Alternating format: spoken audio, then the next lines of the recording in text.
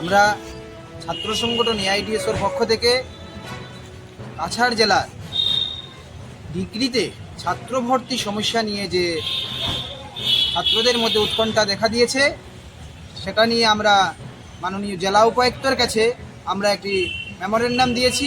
আমরা বলছি যে জেলার সমস্ত ছাত্ররা যাতে কলেজগুলোতে ভর্তি পায় এবং হায়ার এডুকেশনে ওরা পড়াশোনা করতে পারে। পাশাপাশি আমরা এটাও দাবি করছি যে কলেজগুলোতে শিফট বৃদ্ধি করে, morning shift, day shift, evening, night shift বৃদ্ধি করে সমস্ত ছাত্রদের কলেজে পড়ার সুযোগ দেওয়া, কোনো ছাত্র যাতে হায়ার এডুকেশনে পড়াশোনা করতে গিয়ে বঞ্চিত না হয়। পাশাপাশি ছাত্ররা মনে একটা উৎকণ্ঠা দেখা দিয়েছে যে কিছু ছাত্র কম পার্সেন্টেজে পেয়েও কলেজে চান্স পাচ্ছে, অথচ বেশি পার্সেন্টেজ নিয়ে অনেক ছাত্র চান্স পাচ্ছে না। সেটা যাতে ছাত্রদের মধ্যে কোনো ধরনের শঙ্কা না থাকে তার জন্য জেলা প্রশাসন এবং আসাম সরকার যাতে সেই উৎকণ্ঠার থেকে ছাত্রদের মুক্ত করানো হয়।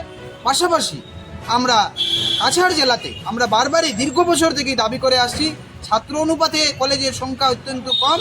আমরা চাই কলেজের সংখ্যা বৃদ্ধি করা এবং প্রত্যেকটা ছাত্রকে যাতে পড়াশোনার অধিকার থেকে বঞ্চিত না করা হয়, সমস্ত ছাত্র যাতে কলেজে ভর্তি হওয়ার সুযোগ পায়।